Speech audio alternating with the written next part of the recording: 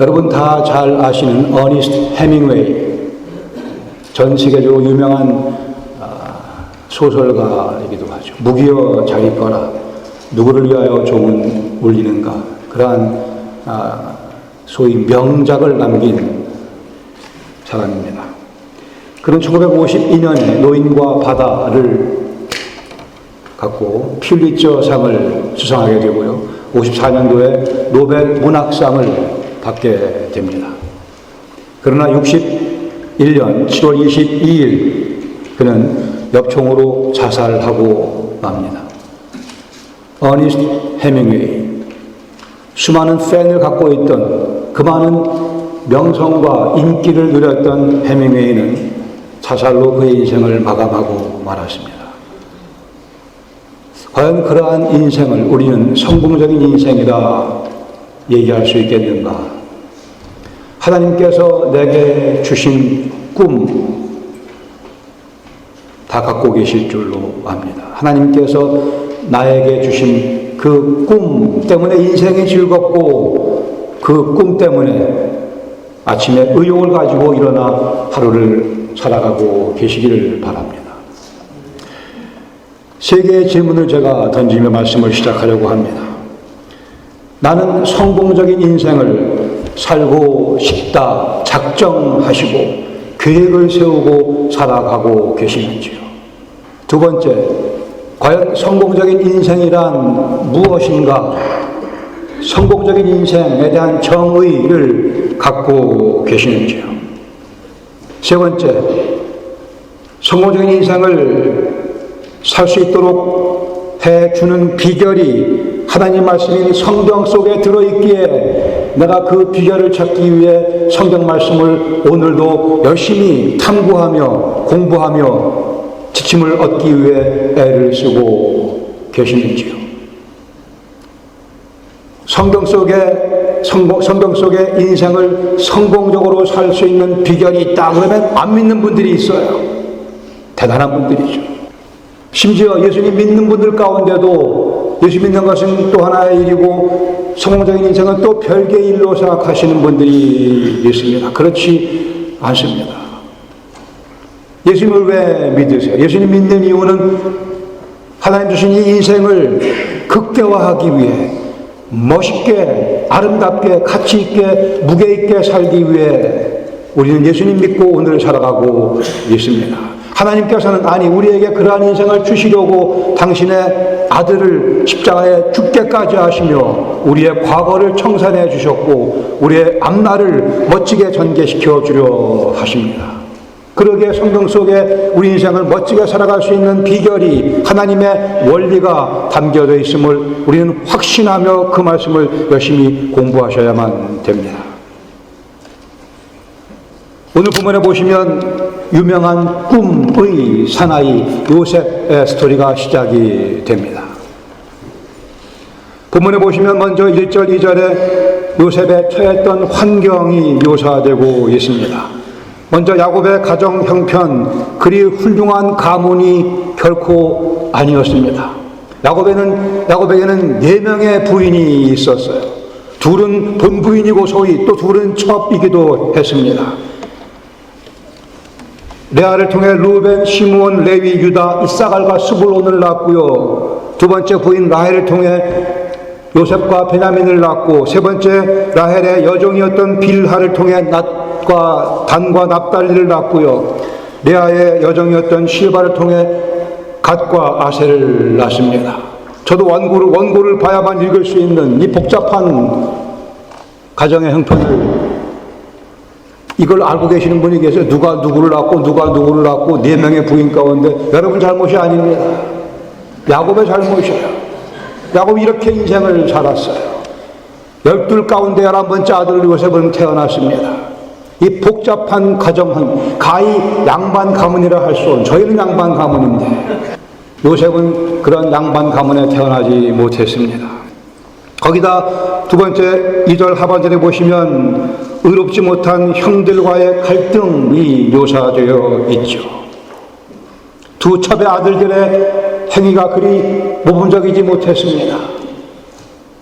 그가 그들의 과실을 아비에게 고했다고 되어 있습니다.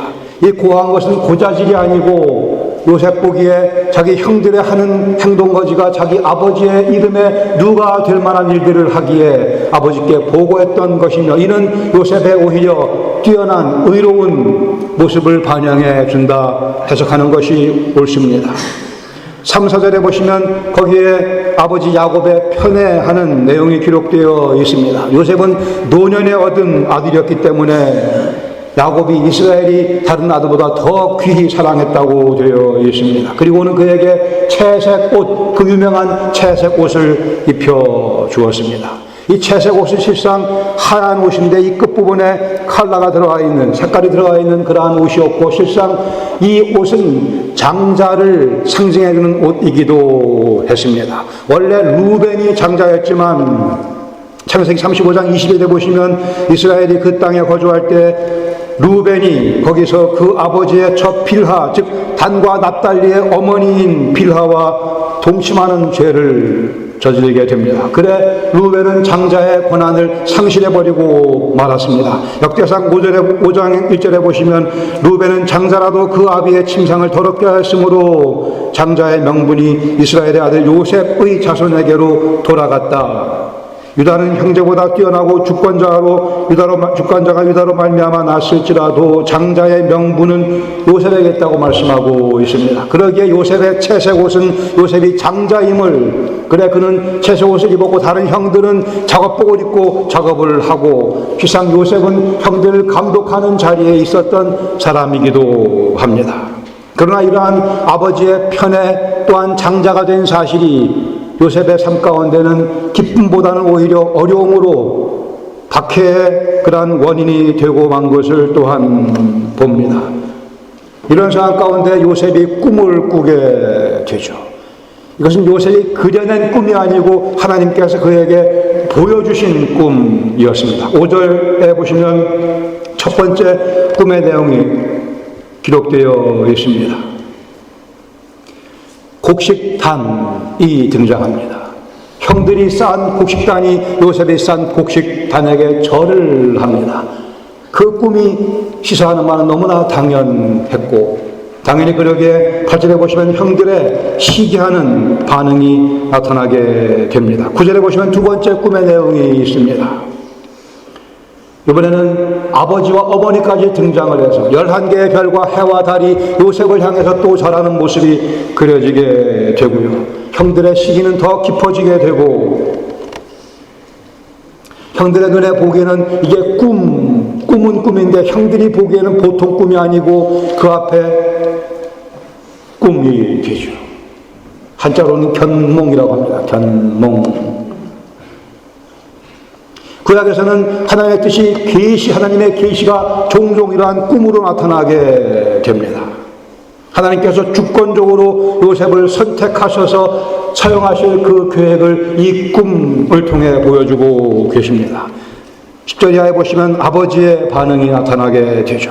형들의 시기는 더욱 깊어지고, 그러나 아버지는 이 꿈의 내용을 마음에 간직했다고 기록해주고 있습니다.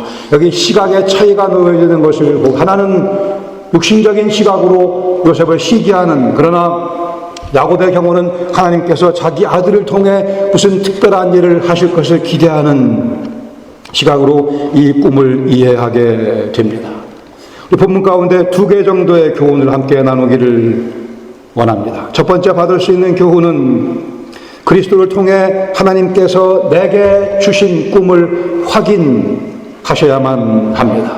마틴 루터 킹 주니어 I have a dream, 그런 유명한 연설을 했어요. 우리가 그 연설을 반복할 뿐더러 우리는 더 깊이 있는, 더 의미 있는, 더 무게가 있는, 더 위대한 선언을 해야만 됩니다. 나도 하나님께서 주신 꿈이 있다고요.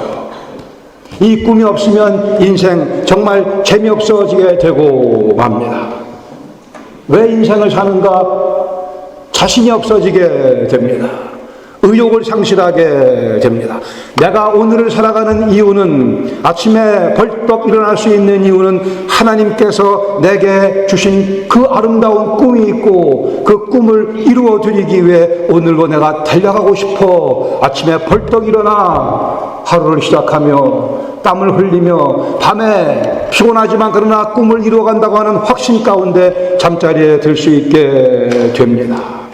하나님께서 우리 인생을 성공적인 인생으로 만들기로 작정하셨습니다. 태초 창세 전에 이미 작정하셨습니다. 다 망가진 인생이지만, 죄로 인해서 죽어있는 인생이지만 하나님께서는 다른 계획 갖고 계셨어요. 즉 우리를 향해 꿈을 갖고 계셨으며 지금도 그 꿈을 이루시기 위해 하나님께서 당신의 아들 예수 그리스도를 십자가에 죽게 하시며 우리에게 새로운 시작을, 뉴 비기닝, 새로운 꿈을 시작하게 하셨습니다. 로마서 8장 32절 말씀하시기를 자기 아들을 아끼지 아니하시고 모든 사람을 위하여 내어주신 하나님께서 우리를 위해 그 아들과 함께 모든 것을 우리에게 은혜로, 은사로, 선물로 주시지 아니하시겠는가. 예수 그리스도 온 우주 가운데 가장 비싼 분이십니다. 가장 커다란 가치를 지니신 분, 아니 그분 당신이 곧 가치이십니다. 하나님께서는 그 아들을 우리를 위해 내어 주셨어요. 그리고 말씀하기를 그러니 이렇게 가장 큰 가치의 선물을 내가 너에게 줬는데 이보다 못한 이런 정도의 선물 정도야 얼마나 더 주시지 아니하시겠는가. 우리의 성공적인 인생이요 하나님의 계획이며 이미 아들을 주심으로 하나님의 계획을 분명히 밝히셨고 그 성공적인 인생을 이룩할 수 있는 길을 뻥 뚫어 놓으셨습니다. 우리는 그 길을 걸어가고 있는지 이 아침에 확인해 보시기를 바랍니다. 나는 그 꿈을 이루기 위해 주님께 말씀드리며 그분의 음성의 귀를 기울이며 그분과 함께 호흡하며 그 꿈을 오늘 이루어가고 있는가. 이랑 우리 상식적으로 얘기해서 1단계 차원의 성공은 나와 우리 가족 행복하게 잘 사는 겁니다. 내가 가장으로서 열심히 일해 우리 가족을 잘 부양하는 것, 우리 부모님, 우리 아이들을 그거 잘하면 1단계 성공했다 얘기할 수 있겠습니다. 2단계의 성공이 있죠. 그러나 거기서 그치지 아니하고 2단계의 성공은 다른 사람들에게까지 덕을 미치는 삶을 산다는 것을 의미한다 얘기할 수 있겠습니다. 우리 가족뿐이 아니고 정치가로서 정치를 잘함으로 해서 민족의 역사에 기여를 하고요. 사업하시는 분들은 사업을 잘해서 많은 인플로이들에게 삶의 터전을 마련해 주고 사회에 기여하고. 세종대왕 기억하세요? 우리의 영웅 이순신 장군 기억하세요? 그분들이 그러한 삶을 살았을 것입니다. 그러나 거기서 그쳐서 안 되고 그리스도인들은, 예수 그리스도의 핏값으로 구원받은 그리스도인들은 제3단계의 성공을 추구해야만 됩니다. 그것은 영적인 의미에서의 성공입니다. 창조주 앞에서 내게 인생을 주신 그분 앞에서 내 인생이 과연 성공적인가를 살펴보셔야만 됩니다. 여기에 겸손한 자신감이 필요합니다. 내가 잘나서가 아니고 창조주 하나님이 내게 주신 인생을 내가 바르게 살고 있다고 하는 확신, 겸손한 그러나 자신감이 필요합니다. 요셉의 인생 뛰어난 인생이었습니다. 아시는 것과 마찬가지로 요셉은 꿈을 가졌고요. 그러나 형제들의 시기를 받고 종으로 팔려가게 됩니다. 애굽의 보디발의 집에 가서 그러나 계속 그는 신실한 삶을 살았고 미세스 보디발이 그를 유혹했으나 멋진 우리 요셉은 그 유혹을 다 뿌리치고 그 결과 그는 누명을 쓰고 감옥에 갇히게 되고 맙니다. 그러나 그곳에서도 그는 계속해서 여호와의 임재하심을, 여호와께서 그와 함께하심을 경험하게 되고요. 드디어 하나님의 계획하신 그 시점에 바로 앞에 서게 되죠. 요셉의 인생은 애굽의 총리가 되어서 그 인생이 출세했다 얘기할 수 있겠으나 요셉의 꿈은 거기서 이루어진 것이 아닙니다. 요셉이 애굽의 총리가 됐기 때문에 그의 꿈이 이루어진 것은 결코 아니라는 말씀이에요. 요셉의 꿈이 언제 이루어졌습니까? 감옥에 갇혀있던 요셉, 바로가 그를 찾습니다. 바로가 꿈을 꾸고 꿈을 해석하지 못해 고민하며 이런저런 방법을 다 시도해도 누구도 그의 마음을 시원하게 해줄 해몽을 하지 못해 결국 요셉이 바로 앞에 서게 되죠. 바로 앞에 서게 된 요셉, 창세기 41장 16절에 보시면 요셉이 바로에게 대답하기를 내가 요셉이 아니라 하나님께서 바로에게 편안한 대답을 하시리이다. 바로 왕이여, 지금부터 제가 하나님께서 내게 주시는 꿈의 해석을 설명드리겠는데 이것은 내가 한 것이 아니오 하나님께서 하시는 것이라 선포하고, 이어서 그는 25절에 이렇게 말합니다. 바로의 꿈은 하나입니다. 하나님께서 하실 그 일을 바로에게 보이심이니이다. 바로 왕은요, 자기가 하나님이라 알고 있는 사람이었습니다.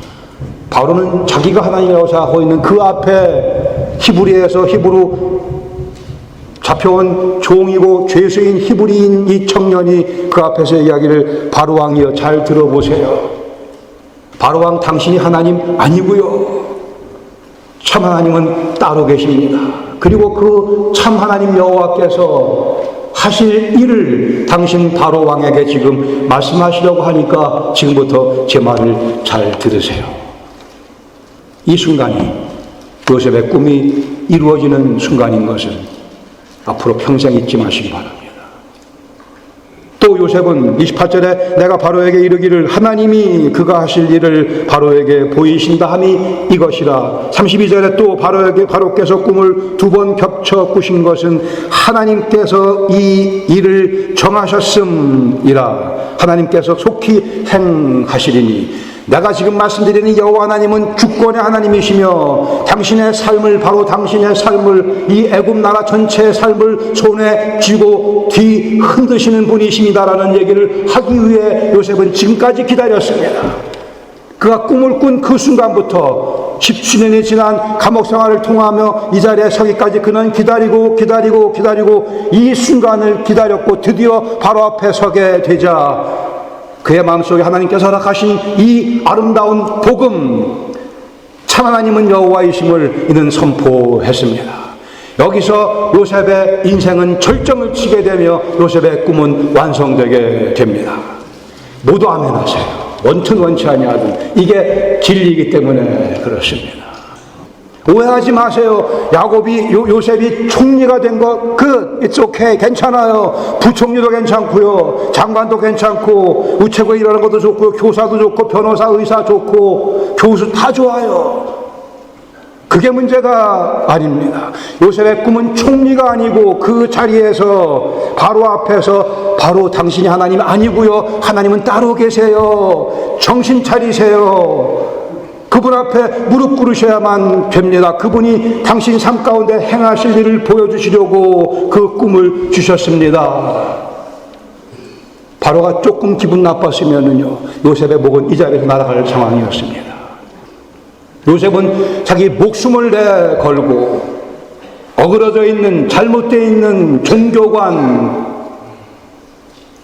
바로의 마음을 점령하고 있는 그 교만함을 부셔뜨리기 위해 그는 목숨을 내걸고 여호와 하나님을 소개했으며, 다시요, 이것이 요셉의 인생의 절정이었습니다. 이게 하나님께서 오늘 우리에게 주시는 꿈이기도 합니다. 노인과 바다, 해밍웨이 노인과 바다 다 읽으셨죠? 제가 영문과를 졸업했어요. 제 논문이 바로 이 해밍웨이 노인과 바다에 관한 것입니다. 실상 제가 이 논문을 잘 쓰긴 썼는데 노인과 바다를 다 읽진 않았어요. 이게 또 알려지면 제가 졸업 취소될 수 있는데 여러분들 저 배려를 부탁합니다. 그러나 쿠바의 한 노인이 고기잡이를 나가죠. 커다란 물고기를 잡게 되는 과정을 해밍웨이는 멋있게 묘사해주고 있습니다. 거기에 인생이 포함되어 있다 얘기할 수 있을 거예요. 고기와의 싸움이 시작되며 힘겨루기가 있고 결국은 고생 끝에 그 고기를 잡습니다. 성취감을 느꼈습니다. 아, 내가 참 잘했구나. 그 성취감에 그는 기분이 좋은 상태에 그 물고기를 끌고 집으로 다시 배를 몰고 옵니다. 그러나 그 싸움 가운데 물고기가 흘린 피, 그 피의 냄새를 맡고 상어 떼들이 몰려들지 않습니까? 이제는 그 상어 떼와의 싸움이 시작됩니다. 사투를 하게 되죠. 결국 그리해서 이 노인은 집에 돌아오게 됩니다. 그리고는 자기가 낚은 그 큰 물고기를 보게 되죠. 그 시체를 보는 순간 그는 실망하지 않을 수가 없었습니다. 상어떼와의 싸움 가운데 상어들이 그 물고기의 살점을 다 뜯어먹고 말았어요. 앙상한 뼈만 남은 그 물고기를 끌고 집에 도착하게 되고 맙니다. 명장입니다. 우리의 인생을 너무나 멋있게 있는 그대로 아프리만큼 정확하게 묘사해 주고 있습니다. 앙상한 뼈만 남은 물고기요. 이민생활 하고 계세요?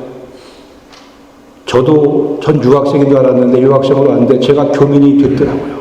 33년인가 지났어요. 이민생활이 힘들다고 그러세요? 모든 인생이 힘들죠. 모든 인생이 이 해밍웨이의 그림과 같이 땀 뻘뻘 흘리며 고기를 낚았건만 인생의 성공을 경험한 줄 알았건만 남은 것은 앙상한 뼈밖에 없는 고기예요. 아마 그래서 해밍웨이가 사살한 거 아닌가 싶습니다. 수많은 팬들의 박수와 갈채를 받았고 그 많은 상을 받았고 했으나 그러나 그의 마음속에 남아있는 것은 앙상한 뼈밖에 없는 물고기. 그는 더 이상 인생의 재미를 발견할 수가 없었던 모양이에요.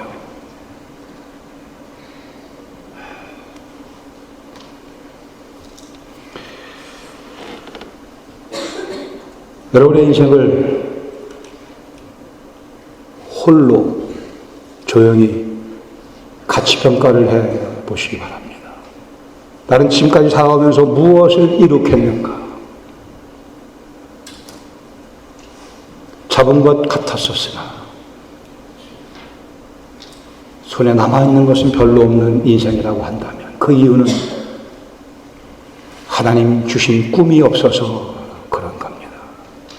뭔가를 갖고 있긴 하지만 아직도 만족감이 없는 이유는, 아직도 부족함을 느끼는 이유는 우리에게 돈이 없어서가 아니고요, 건강이 없어서가 아니고, 이것저것가 부족해서가 아니고 하나님이 주신 꿈이 없어서 그렇습니다. 여호와의 위대하신 이름의 아름다움을 아직 다 체험하지 못해서 그렇습니다. 그 위대하신 이름을 더 널리, 더 많이, 더 자주, 더 크게 선포했었어야 되는데 그렇게 하지 못해 내 마음속에 아쉬움이 남아있는 것이며 내 손에 내가 쥐고 있는 것은 살은 없는 뼈만 남아있는 고기인 거예요. 요셉의 인생은 총리가 돼서가 아니고요, 목숨을 내걸고도 전혀 주저함이 없이 그 마음속에 있는 확신 때문에 자기의 삶의 경험을 통해 자기와 늘 함께 하신 여호와 하나님의 그 아름다우신 위대하신 모습, 그것을 선포할 때 그는 삶의 가장 큰 기쁨을, 희열을 느꼈습니다. 우리도 똑같은 족속들입니다. 그리스도 예수의 핏값으로 구원받은 하나님의 사랑이 우리 속에 확증으로 남아있는 그리스도인들이기에 여호와의 위대하심을 맛보기 전까지는 우리 인생의 가치를 체험할 수 없으며 우리 인생의 맛을 체험할 수 없습니다. 하나님께서 내게 주신 꿈, 하나님께서 내게 주신 꿈, 그 꿈을 주시기 위해 우리가 늘상 부르는 찬송 가사와 같이 예수 나를 위하여 십자가를 질 때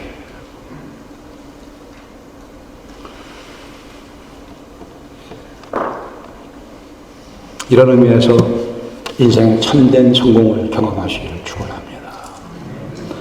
두 번째 하나 더 배울 수 있는 교훈은요, 그리스도를 향한 사랑으로 하나님 주신 꿈을 성취하게 됩니다. 이 꿈을 성취하고 싶은데 어려운 이유는, 힘든 이유는, 우리가 넘어지고 쓰러지는 이유는 하나님에 대한 주님을 향한 사랑의 부족 때문입니다. 사람들은 말하기를 인생 성공에 두 가지 커다란 방해 요소가 있다고 합니다. 하나는 환경이고 또 하나는 주위에 있는 사람들이라고 얘기를 해요. 환경 중요하고 주위에 누가 있는가 중요하죠.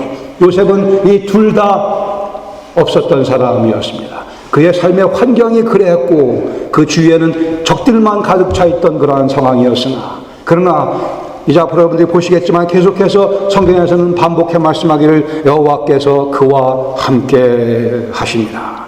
하나님의 임재하심이, 임마누엘이, 그리고 하나님을 향한 그의 사랑이 이 모든 역경을, 모든 어려움을, 모든 장애물을 극복하고 하나님의 꿈을 이루어 드리는 그 쾌거를 올리게 해 주었습니다.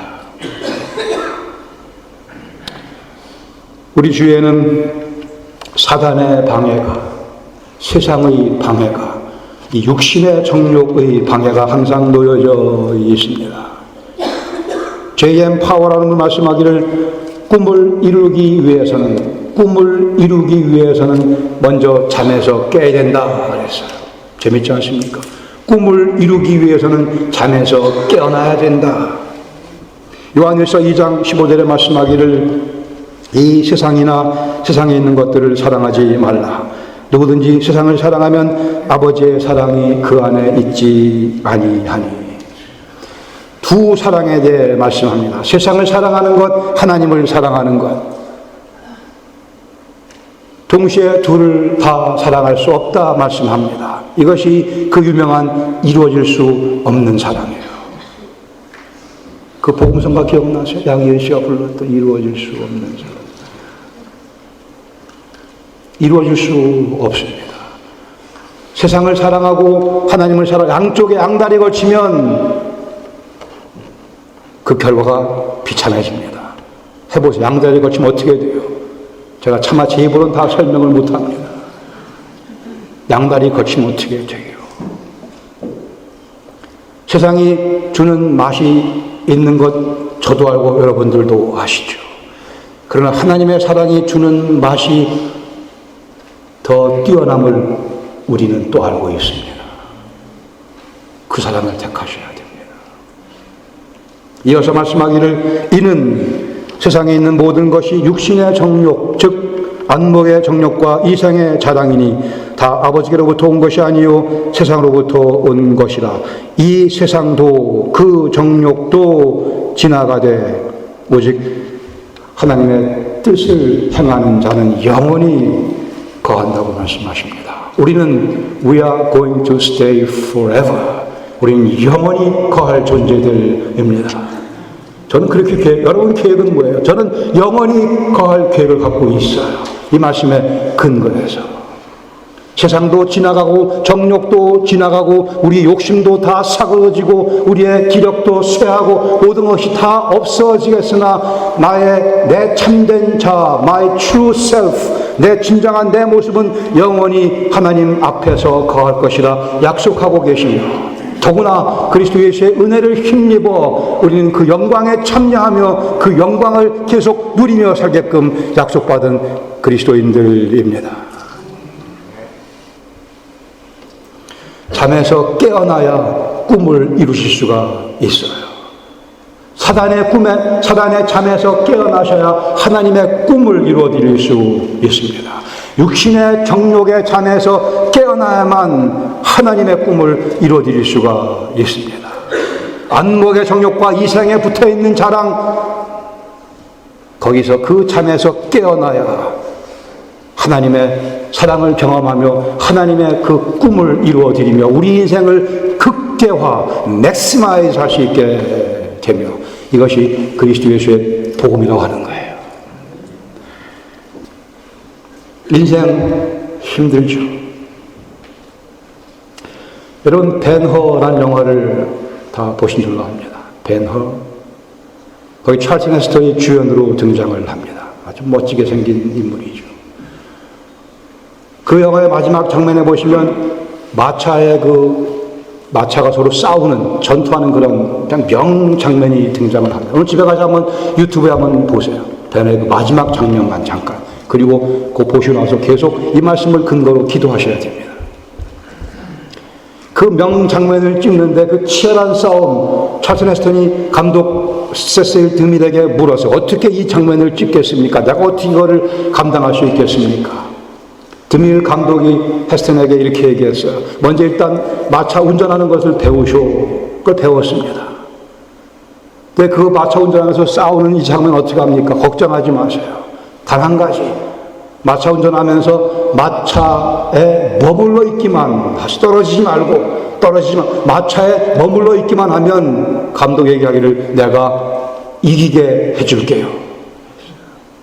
내가 이기게 해줄게요. 어떻게 해요? 마차 안에 머물러 있으면 hang in there, just hang in there. 내가 이기게 해주겠습니다. 그래 우리가 영화에서 보는 것 같이 찰스 헤스턴이 이기잖아요. 머물러 있었기에. 예수님 믿고 구원 받으셨잖아요. Then just hang in there. 거기 머무르세요. 그리스도의 그 영광의 빛 아래, 그리스도의 그 사랑 안에, 그리스도의 그 진리 안에 머물면 하나님께서 우리로 하여금 인생을 이기게 해 주실 것입니다. We are destined to win. 우리는 팔자가 이길 팔자예요. 팔자. 하나님 뜻이라는 얘기예요. 성경적으로 우리 팔자는 이길 팔자입니다. 그리스도 예수 안에 머물음으로 해서 하나님께서 세우신 계획이었어요. 애초에 우리는 그 꿈도 없었습니다. 우리는 그냥 인생 마구잡이로 살고 있었어요. 죄에 탐닉하며 그냥 인생을 마구 허비하고 있었어요. 그러나 하나님의 꿈은 이미 성립되어 있었고 하나님이 우리를 찾아오셨어요. 우리가 하나님 이름을 부르기 전에 그분이 먼저 우리를 찾아오고 당신의 사랑으로 우리를 덮으시고 그리스도 예수의 핏값으로 우리의 말로 다 할 수 없는 모든 죄악을 다 깨끗하게 씻어주시고 당신의 부활의 능력으로 우리를 하나님의 아들과 딸로 영원한 생명을 소유한 사람들로 바꿔 놓으셨습니다. 그리고는 이제 당신의 그 꿈을 우리를 통해 이룩하시려고 합니다. 이 시간 하나님의 음성을 듣고 계십니다. 하나님께서 여러분의 꿈을 친히 완성해 주실 거예요. Just hang in there. 그리스도 안에 머무르시며 주님 얼굴을 향해 우리 얼굴을 드시기 바랍니다. 그분이 찾아오셔서 멋지게 우리의 인생을 극대화시키시고 영광을 취하실 거예요. 인생의 이 망망한 멋진 바다, 은혜의 바다가 우리 앞에 놓여져 있습니다. 얕은 물가에 찰랑거리는 그 물가에서 인생을 낭비하지는 마시기 바랍니다. 그 엄청난 바다를 바라보면 겁이 나겠으나 그러나 그 바다는 은혜의 바다이며 주님께서 우리를 그 속에 집어넣으셔서 우리가 마음껏 헤엄을 치며 나갈 수 있도록 우리 인생을 마음껏 즐길 수 있도록 그렇게 모든 것을 준비하고 계십니다. 그 은혜의 바다를 향해서 힘있게 노를 저어감으로 하나님께서 기뻐하실 만한 인생을 이제는 우리가 간 주님 여기 제가 주님께 드릴 선물이 있나이다. 주님 받아주시옵소서. 이것이 우리 모두의 꿈을 이루어드리는 복된 인생 되기를 간절히